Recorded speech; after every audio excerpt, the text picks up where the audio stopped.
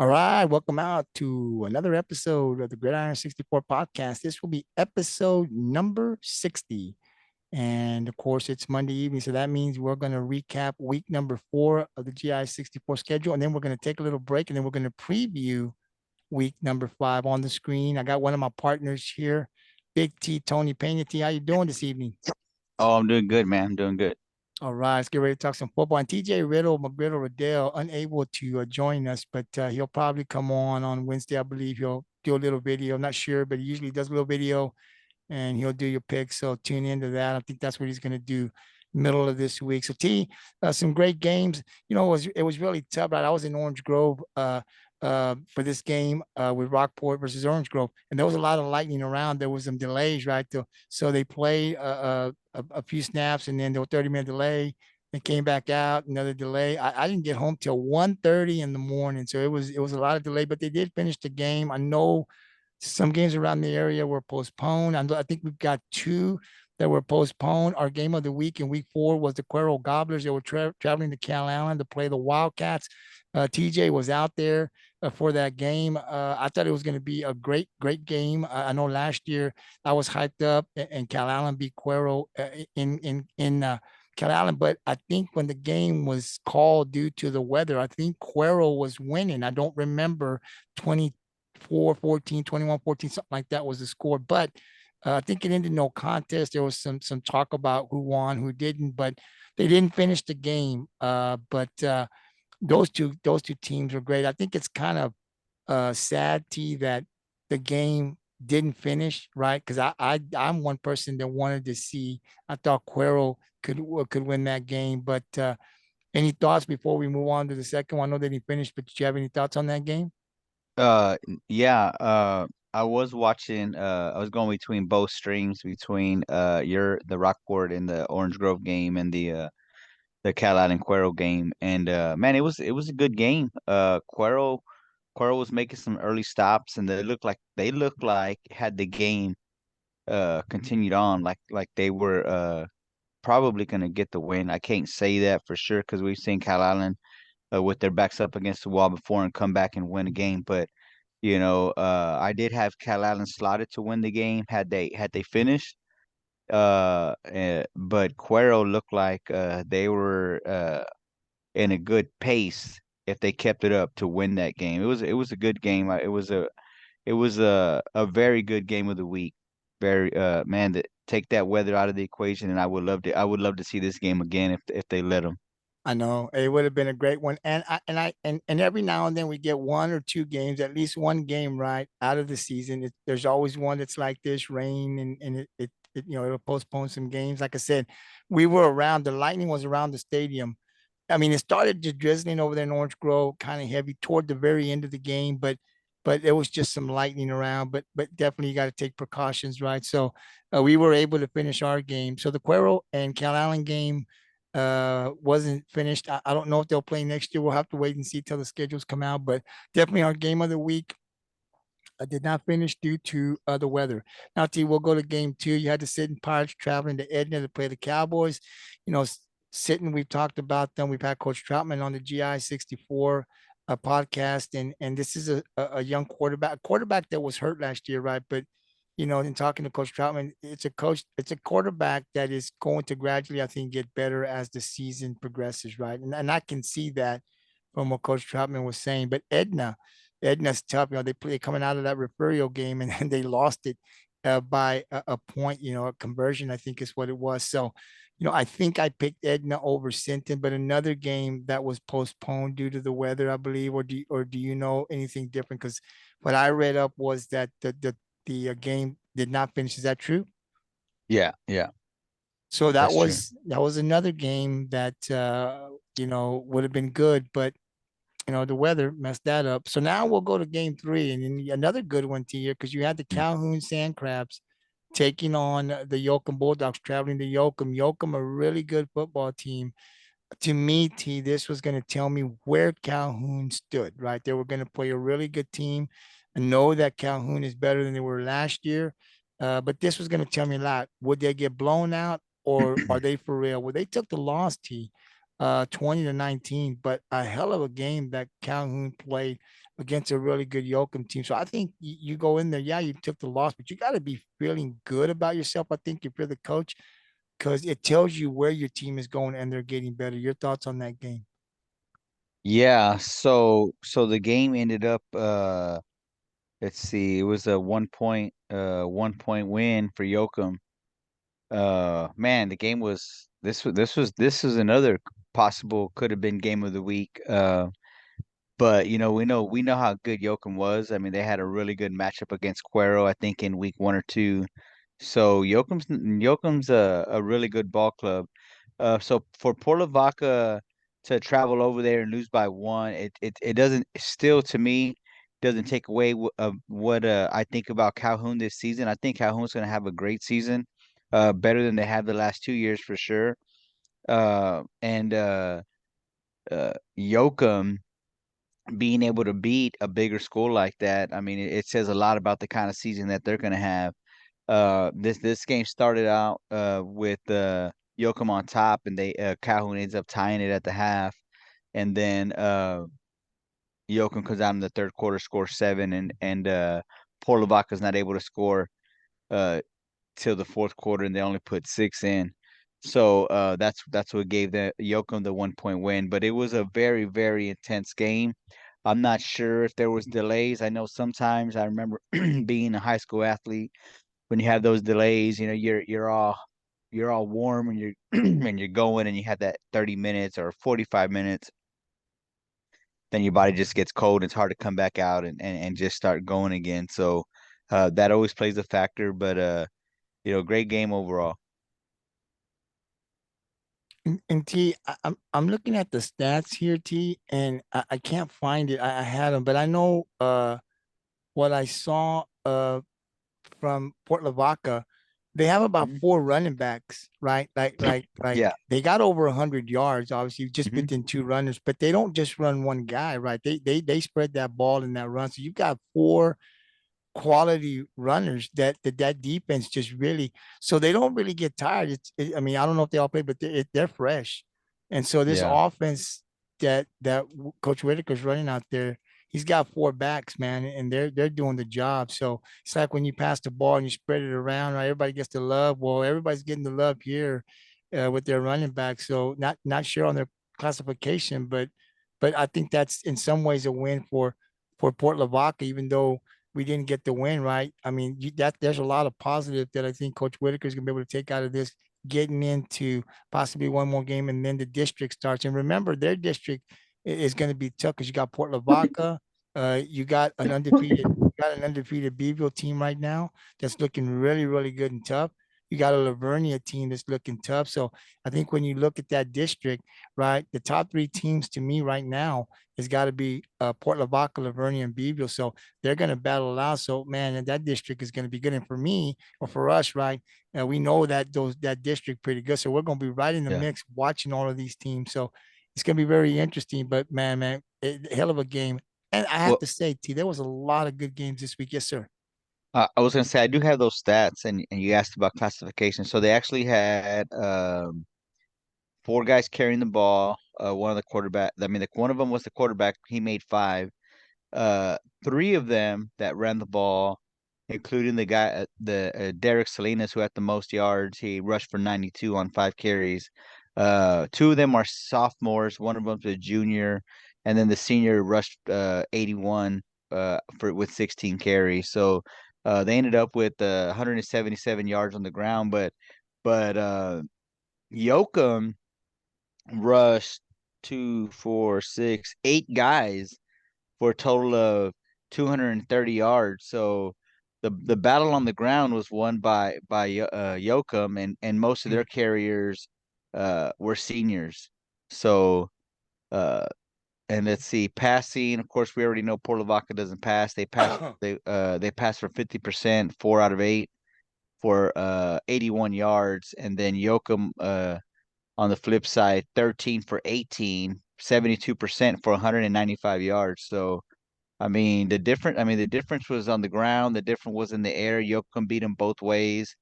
Um, but again, the classification for the guys carrying the weight for Port Lavaca. These guys are coming back next year. So they struggled the last 2 years.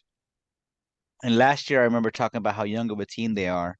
Still a young team this year. So uh the future for Port Lavaca is looking pretty good.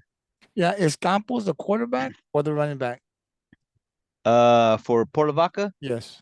I have Alex Parker as the quarterback. He's a Okay, junior. so Campos is a senior. He's the one yeah. senior that ran the ball. Okay, he's got 72 carries right now, 485 yards total for the season. So yeah, and that's pretty good because considering, like I said, they spread the ball around, right? So he's almost hitting that 500 mark. So yeah, they spread that love around. I tell you, man, it's going to be Calhoun and that Beeville and Beeville, Calhoun and that Lavernia boy. That's going to be a showdown for those three.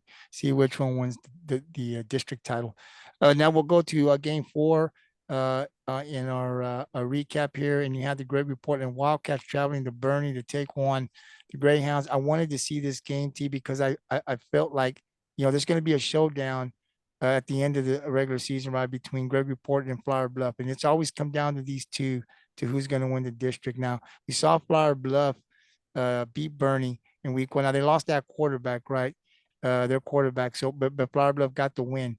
And now GP's been playing really great, right? So I picked GP to win this game just based on what I've seen from them, what I had heard, what I had read.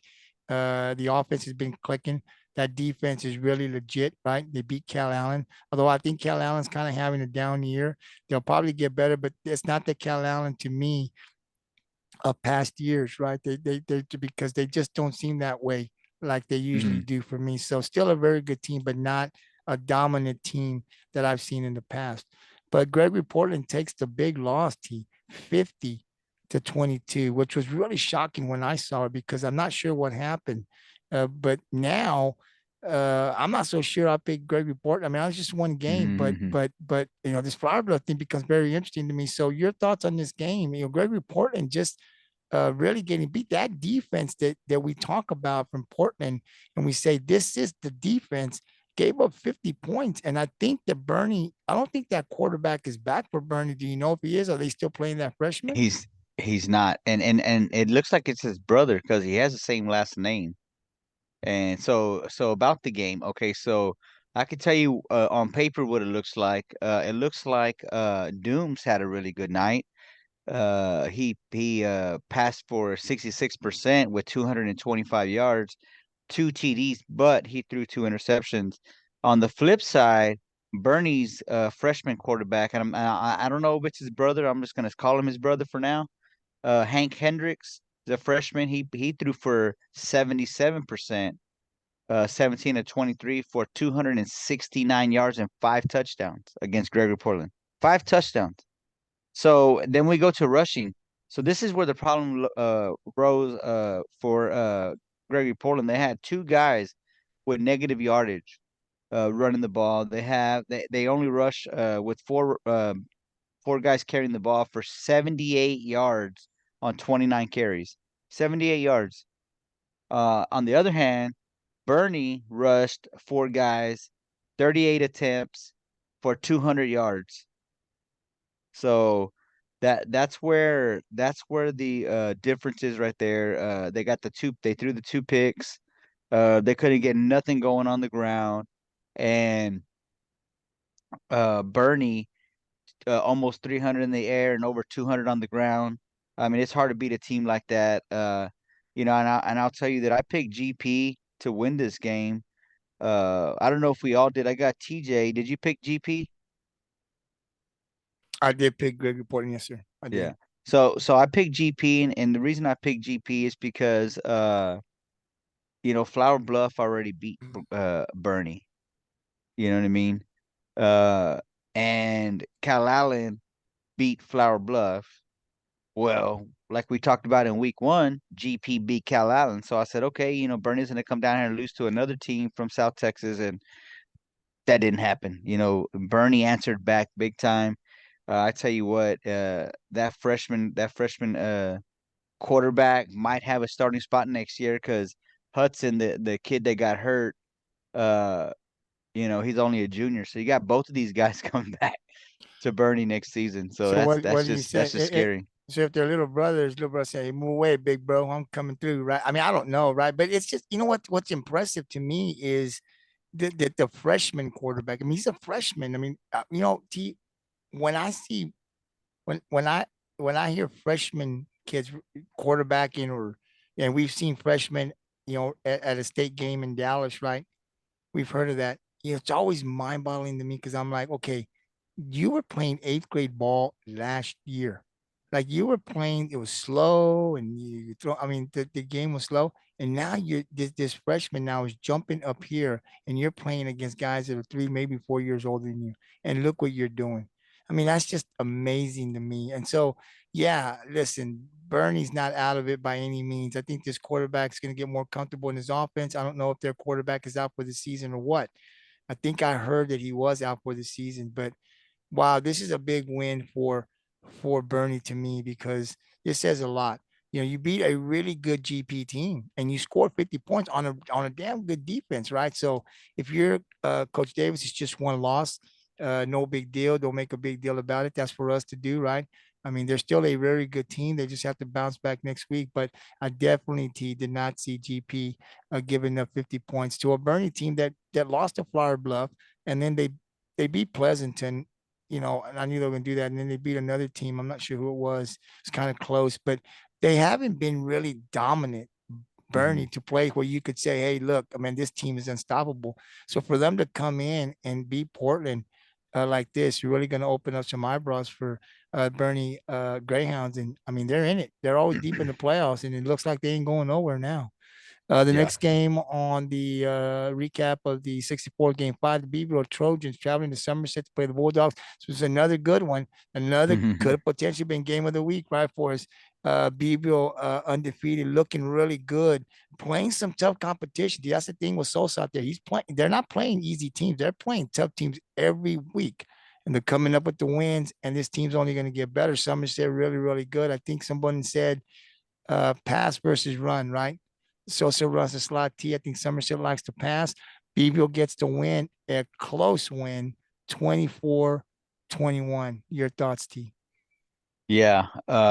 Man, just looking at the score tracker, uh, Bevo goes into the game, goes into halftime up ahead 14-7, and then the game gets real close. Somerset gets the late lead, and they're up 21. It's 21-21 in the fourth quarter, and Bevo gets the field goal for the win. So I don't have any stats for Somerset, but Beeville, I'll give you Beeville stats. They were 4 for 7 for 61 yards. They passed 51%. I mean 57%, and 2 interceptions. So that's kind of alarming if I'm Beeville. But on the ground, they rush 42 times for 235 yards and 2 touchdowns. So just enough to get the win. Um, Carrying the weight, you got let's see, you got a junior by the name of Ryan. I'm gonna say Ryan, Ryne, Ryan Espinoza. He's a junior, 16 carries for 72 yards, 4.5 yards per carry. And then you got another guy by the name of David Perez, 6 carries for 60 yards. So this kid is sophomore. You know what I mean? So Beeville is another one of those teams that you got to watch out for because they got talent coming back. And I talked about it in after their game in week 1 about the kind of season I thought Beeville was going to have. And we talked about years past about strength of schedule and what we thought that meant for going into district and how teams were going to perform. Well, Beeville is doing it right. They're like you said. I think the last time I checked, Somerset was ranked in the top 20. So for Beeville to go in and travel up there and get a win, late win with the field goal, that says a lot about the kind of football Beeville's playing right now. Yeah, they run that slot T. I did catch the first week 1 game. I saw the live stream when they played Sinton. And of course they're just getting better, right? but they spread that ball around. I mean, and the slot T, we've seen the slot T a lot here where we live, right in Rockport, and we know, I mean, the slot T, man, it's hard to defend if you run it right. It's there's a lot of stuff and it's shared. It's not one person shared with 3 or 4 backs and Beeville. Here's the interesting thing, T. Sosa is about his fourth or fifth year now there at Beeville, right? So I remember when he first came on, we talk about here, they were getting beat, right? Like they weren't winning very many games. They were in that Calallen and Miller district, and they were getting tore up. So these guys that he's playing with now were probably in middle school, right? Freshmen coming up. So now you're seeing the program and what they're doing out there in Beeville and how it's responding. And right now, T, I got to tell you, I would not be surprised if Beeville wins the district. I can't wait to see Lavernia and Beeville and Calhoun go at it because it's going to be great, man, and it's just going to be awesome to see. They're gonna battle it out. Those are going to be great games. But Beeville takes the 24-21 to 3-point lead, and that kicker that they have, T, that field goal kicker, he can kick 40 plus. He's got a leg on him, so it's a good thing for Sosa to have. If it's a close game, this kid's been accurate so far. You get to that 30, 35, you got a field goal kicker out there that could probably win the game for you. So that is a good weapon to have, and Beeville has one this year. Now we'll go to game 6 on the recap, and you had the Alice Coyotes traveling to Flower Bluff to take on those Hornets. Those Hornets were trying to get a win. I had the Hornets win because I love Coach Castellano out there, and I think he's going to be very successful out there in Alice. Great coach, right? But first year system, it takes a while to put it in place. I think they're going to come in second place in the district because I think they're going to beat Toloso Middle. I think it's going to be a great game, but I don't think they're going to be good enough to beat Calallen. So I've got them placed at second place, but in the playoffs. But they played a good Flower Bluff team, close to 21-7 with Policio and Flower Bluff and all those weapons they got on offense, just to allow this team to score 21 points if they all played right. Pretty impressive for an Alice team that I think is progressively getting a little bit better. They're playing some tough competition as well. Your thoughts? Yeah, I don't have any stats for this game at all. It's totally not on my tracker here. So I don't know a whole lot about the game, but yeah, again, Flower Bluff after losing to Cal Allen, after in week 3 is last week, right? I was kind of nervous about not nervous, but I was kind of on edge about the kind of season I thought Flower Bluff was going to have. But we said this in the beginning of the season before they played a game about how Flower Bluff struggled in the beginning last season, and then they go the deepest in the playoffs. So I think Flower Bluff's in the driver's seat. I think that they're in a good place to make another run this season. That quarterback, I wish I'd had stats for this last game, but quarterback was uh he passed for he was one of the highest passing quarterbacks in the area a season ago. For Alice Um no, for Flower Bluff. or Pelucio? Pelucio, yeah. Yeah, So he's he's still he there. He we was a sophomore last year. He's a junior this yeah. year. So we were talking a lot about how what kind of season we thought he was going to have, and I think he's going to have another good season. He's going to get better the more snaps he gets, and I see Flower Bluff making another run for the playoffs, and maybe for district. We'll see. T, do you know? Because I'm looking a little bit of stats here on Alice. I don't have the game stats, but I have the season stats. Is this a more of a passing team? Do you know, Alice? Because looking at the stats, it looks like they pass the ball more than they run, but I'm not really sure. I haven't seen one of their games. Well, I know that in the past Alice has been more of a passing team. I mean, I don't want to say they recruited. I don't know if you can say that, but they had Cutter Stewart from Orange Grove to go and play his senior season over there. I remember when Rockport played Alice. I mean, a lot of their plays were through the air, and they had some pretty good receivers come out of there. What I'm looking at on here, I mean, it's for on the season. It seems like it's a pretty balanced approach. I mean, they got 526 yards through the air and 450 yards on the ground. So it seems pretty balanced. Let's see, 34. for 53. So, I mean, Yeah,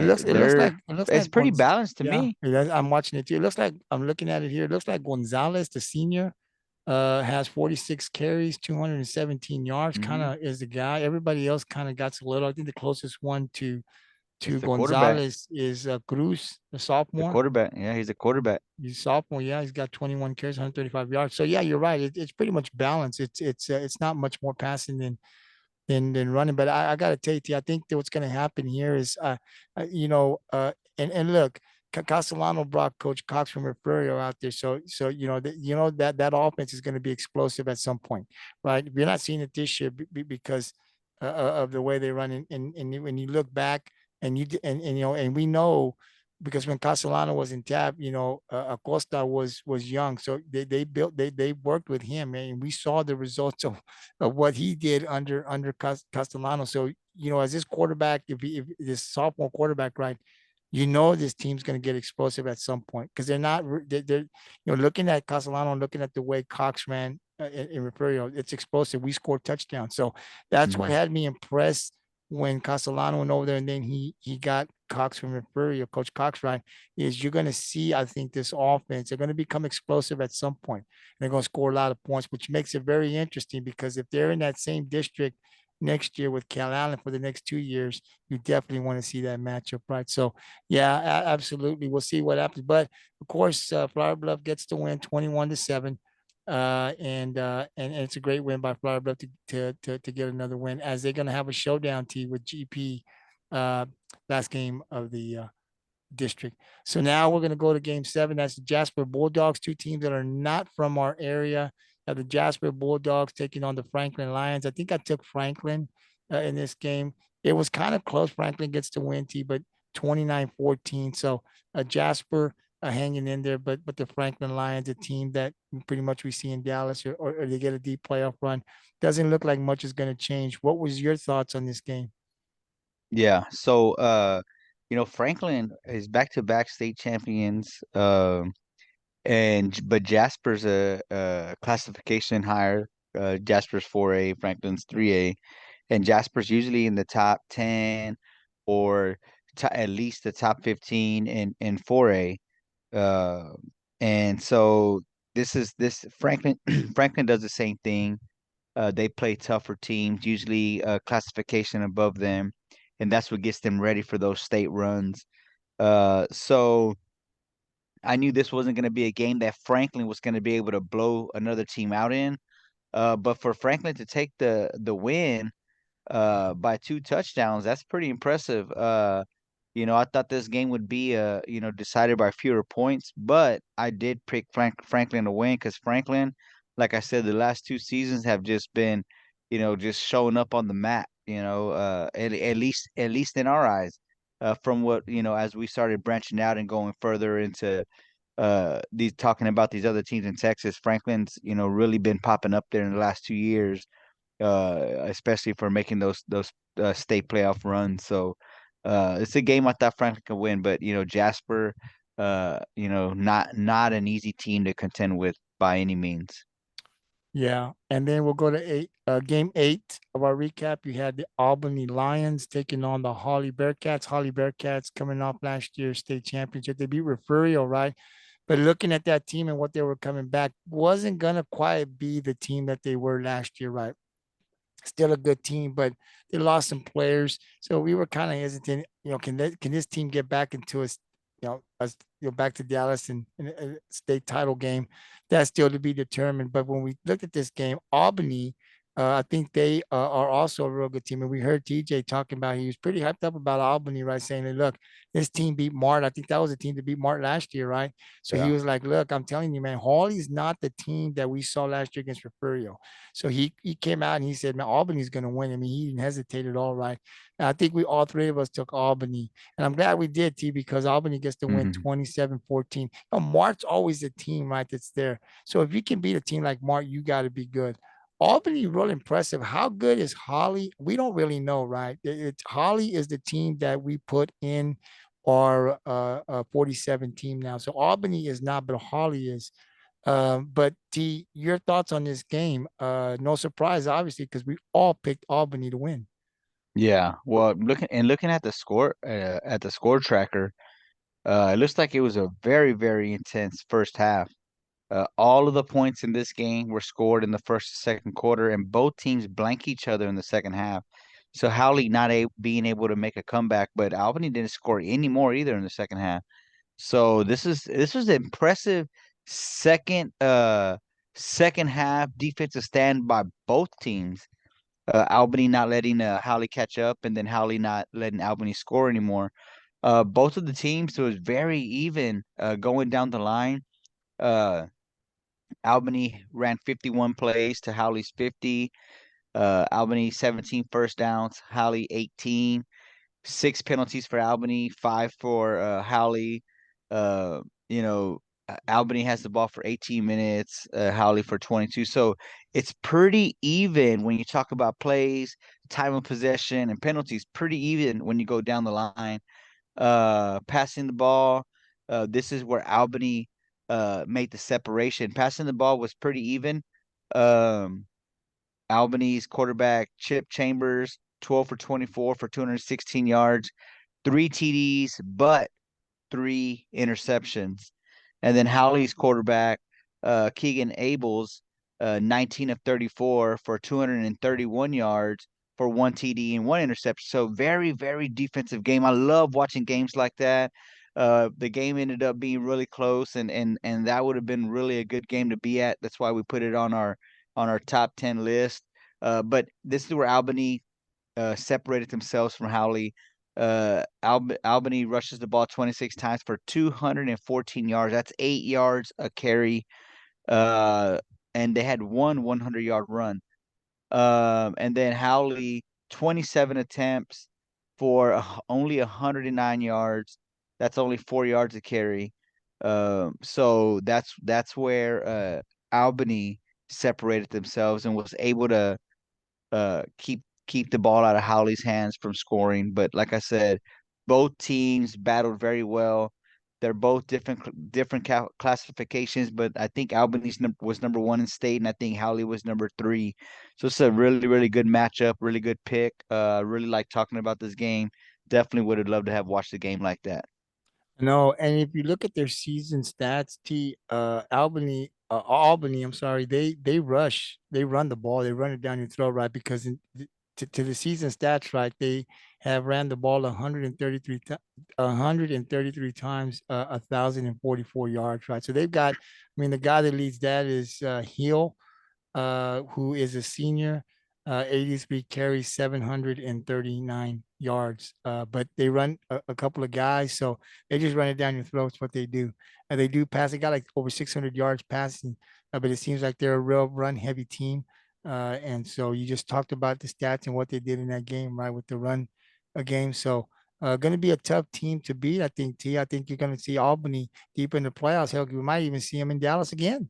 They're 2A Yeah. Division Two. Is that correct? Yes. And then Howley's Division One. Division One. Wow. So yeah, and Hawley's the team that is now with us. So you're going to be able to hear because we talk about Hawley, right? They're part of our team, our 47 teams, right? So in that district, when they get in and play those teams, we'll be talking about both. But very, very interesting. But Albany gets the win 27-14. Now we'll go to game 9 on the recap, and you had the Taft Greyhounds traveling to Robstown to play the Pickers. This was the Pickers. We came out and we talked, about all of the players. A bunch of these players, the returning players, were coming back this year. Expectations here on the Gridiron was that Robstown was going to win more games. Well, up to this Taft game, they hadn't won a game, right? So they were looking for their first game. Now Taft beat Skidmore. But then after that Skidmore, they came out and looked really, really good. T. I mean, what we expected them to do. But after that Skidmore, they have really struggled, and it's been offensively and defensively. When you look at Taft, they're struggling in multiple areas. The defense is really having a hard time stopping anybody. And I don't, what we saw JJ Acosta do in sophomore and junior season, it's really not happening. And I haven't seen a Taft game yet. I do plan to see this next one. They do have a network out there, so definitely we can tune in and watch. And I plan to watch that game between Oldham and Taft. It's always a good one, T, this next week as they start district. But T, I got to tell you, I'm really concerned for Taft. I mean, you heard me talk a little bit about Oldham, and we'll get into that game here when we preview it, right? But in this game, great win for the Pickers, 36-0, T. And I think what's more concerning to me about Taft, they didn't score. They didn't score Yeah. one touchdown. I mean, the loss would have been surprising to me, but to be blanked with one of the best quarterbacks, we rave about and talk about, of course, because we've seen them, right? Rightfully so. But this year, T, it is a different story out there. They are really, really struggling. They're struggling offensively to score points, and they're struggling defensively to stop offenses. Talk a little bit about this game or give your thoughts. But T, I don't know. I mean, I think Tap will still make the playoffs, but definitely not the team that they were last year. Yeah. Man, I wish I knew what was going on over there. I know, Castellano is in Alice now, and they got a new coach. But man, we hyped up so much about what we thought about JJ Acosta, and I don't take away uh the way I feel about the athlete that he is. I know he's a great athlete, phenomenal athlete, passed for over 4,000 yards a season ago. But man, it's just a tough break for your senior year to be losing football games the way they're losing them. And but on the flip side, we talked about Robstown, and we talked about Robstown possibly having a better season than they've had in the past decade. We'll call it a decade. So getting a win over a Taft team who like I said, who we previously preseason thought was going to be a force to be reckoned with again for a second, for another season. I picked Robstown to win this game, just because of what I've seen the first few weeks for out of Taft. But this is the game that I said last week that will paint a picture of the kind of season that Taft is going to have. This is the game that to me they had to win, just to get that confidence going into district play. Um, so I don't know, man. If I'm the Greyhounds, I look myself in the mirror and tell myself, hey, what can I do better, or what am I not leaving out on the field, because I know the Greyhounds could play better football. I know that because we've seen it the last 2 or 3 years. But if I'm the coach over there right now, I'm trying to figure it out because this is a game that uh Taft should have been able to win. Well, T, and here I'm looking at the. Let me see. I'm looking at. I hope I'm saying this correct because I'm looking at the tab football stats, right? And so we're looking at the season, right? So season totals rushing, 55 yards, T. Um, and receiving 38. That can't be right. How many games does it say he's played? I already clicked off of Taft. Okay, well, no, I mean, I may be wrong. I mean, It, I'm on it, max, but I don't think that it that should I say don't. games played. No, I The, just went. I just go through the season. I mean, I just pick up the season yeah, but on the stats. side, the first line should say games played. It should be Oh no, like a I three. have it on a small screen. I'm not even clicking it up. But Oh, but okay, but but okay. no, but I mean, it just doesn't make sense to me. I mean, it's like overall stats by players, right? So the season total off the running backs, they got Acosta's on there. He's a senior. Gomez, Gertie, I think. But it says here it's 55 total yards. I don't think that could be correct Yeah. on because in Skidmore alone it would have been more. So I don't think that's accurate. So yeah, I was looking at it and I was like, there's no way that could be. But T, the interesting thing to me is it's just not I mean, it's just like you said, they got blanked by Robstown. Robstown's pretty good, but I think when you got a quarterback like that, and it just really depends, T, on the you got to have talent around. How much talent do they have? I can't really say because I haven't seen one game from Tap. Like I said, I do plan to catch some of the action through their network. on Friday against Odom. But I'm really kind of like dumbfounded a little bit because they struggled, but they have ever since that Mathis game, they have really fallen. Like the confidence. I'm not sure what's going on over there, but I know they got to be better than that. But to not be able to put up points is what's a little concerning to me. To be blank zero for 4 quarters and not be able to do that is what's a little concerning. But Taft Greyhounds struggling last couple of games. This game they get blanked, but look, they're going into district now. It's kind of like a new season, I guess, when you go into district. But they're going in against a team T too. And Oldham, we'll talk a little bit more about that when we do our preview. But Oldham's coming, and so Taft better get ready really quickly here, or it could be another blowout. We'll talk more about that on the preview. And then the last game, number 10, you had the CC London Pirates taking on Kingsville. I thought this was going to be a really good one. Kingsville are losing some games, but they're real competitive now. They're competing, and you got to love what they're doing over there. London, a team that really struggled last year. I know you said that you can't see them being bad 2 years in a row. They get the win 17-13. I thought it would be a good game. I think I picked Kingsville. So I'm bad. I think my picks, I really did bad. I think I don't even want to look and see what I got. Although TJ's probably, he's probably already writing it down, and because he's happy, he probably beat me again. But still a long season left, TJ. So don't get all hyped up. I'll make a comeback. But London gets the win, T, a 17-3. Your thoughts? I think you picked London, correct? I did. I did pick London. Yeah, so the only stats I have for this game is for Kingsville, but what I will say as far as the score tracker, London took the early lead at the half, 10-7. And then Kingsville gets the lead in the third quarter and go up 13-10. And then London scores in the fourth quarter, another 7 points, so getting them the 17-13 win. London is another one of those teams that, you know, the past several years have been really good. They've been on our radar. We talked about them being a contender in the playoffs. And then they had a really rough season last year. Didn't start off hot this year. But they get the win over Kingsville. So I mean, I think, like I said last week when I made this prediction, I said, well, let's see, the only team they lost to was Refugio. Close game against Orange Grove, 2-point win over Orange Grove, but the only loss was to Refugio. So, anyways, but like I said last week, when I made this pick, I said I can't see London having two bad seasons in a row. I hope I'm right. I hope London is turning it around. I think they will. They got Edna next. So that's going to be a tough game. Remember, Edna didn't get to play last week, so I already took a week off. So maybe that goes in London's favor. I don't know, but we'll see. That's we got 2 weeks, so they're taking 2 weeks off. They don't play that game till the 29th.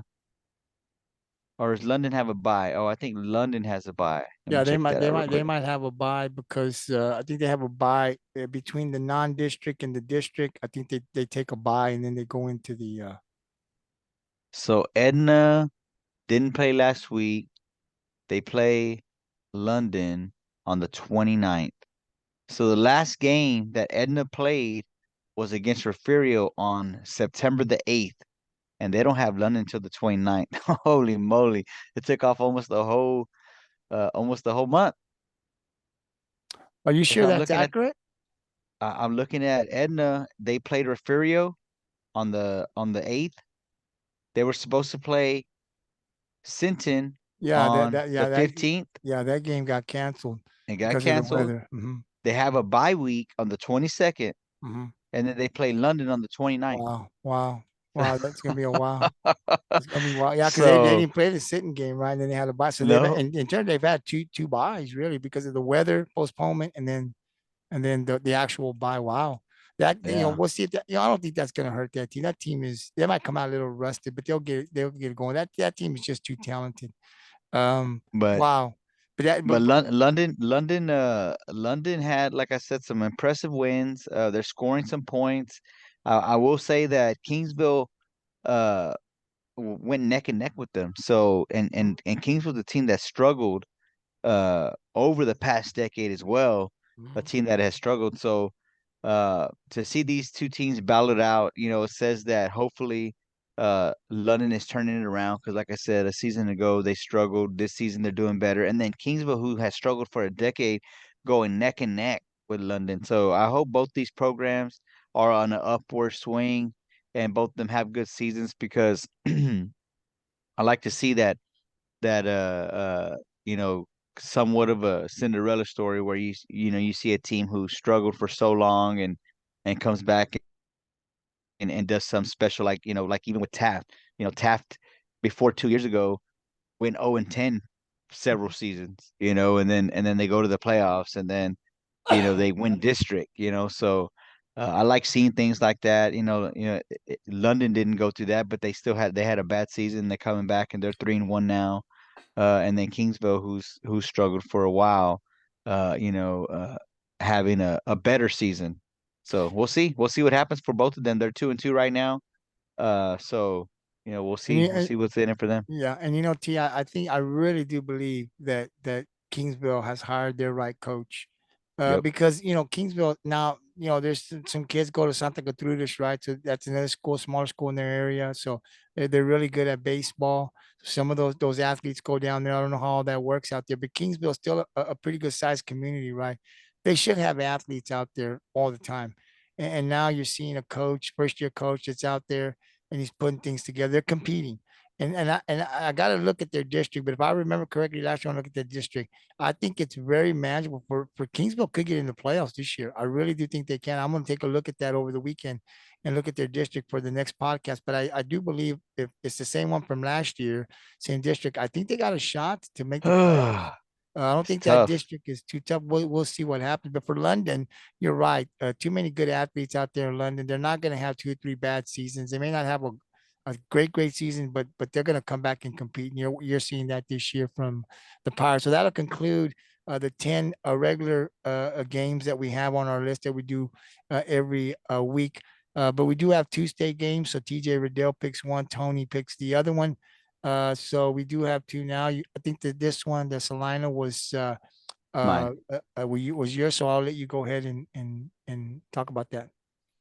Yeah. So we have number 7 Celina taking on the number 3 Anna, and in this game the Celina gets to win 42-40 over the Coyotes. So this game, looking at the score tracker, uh, it looks like both teams each share a big quarter.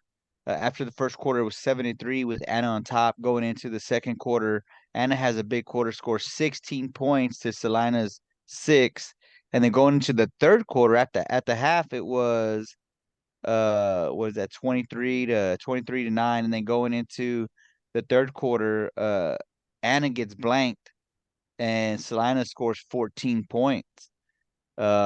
So fourth quarter, both teams share a touchdown.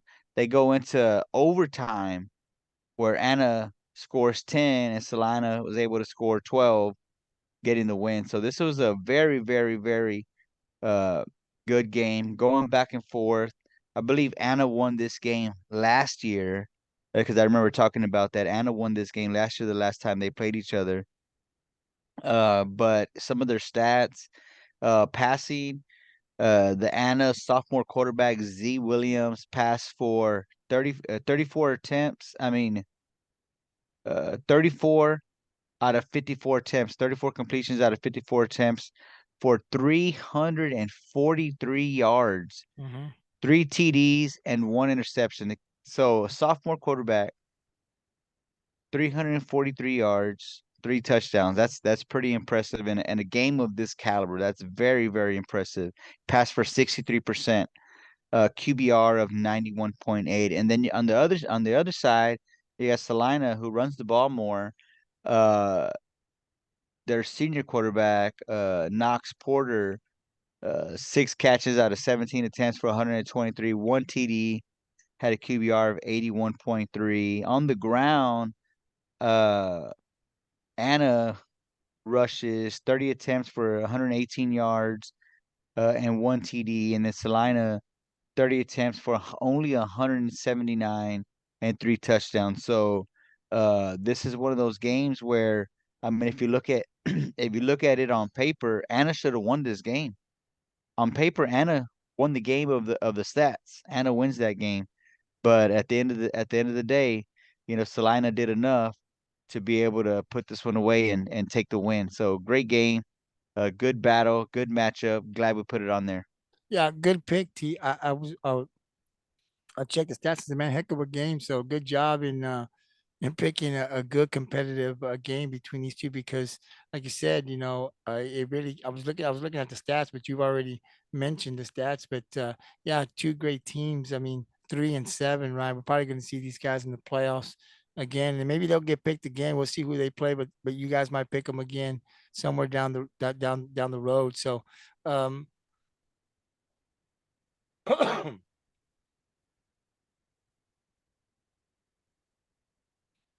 Excuse me.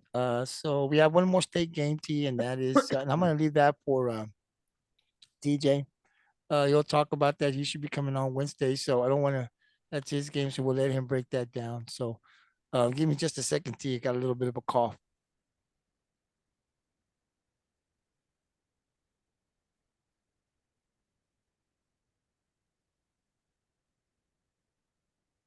I'm getting over that cough, T, but it's taking some time, man. But getting over it, choking up a little bit here. But anyway, so TJ Riddell, he'll break it down. He'll come on, I believe, Wednesday or midweek, and he'll give his picks. So when he gives his picks, we'll leave it to him. It was his game. State game was Crowley Eagles taking on Weatherford, the Kangaroos. Another good one. I'm not going to tell you who won that, but I'll let TJ let you know who won, and he'll break it down for you guys. So T, we'll take a little break now. That was our recap for week number 4.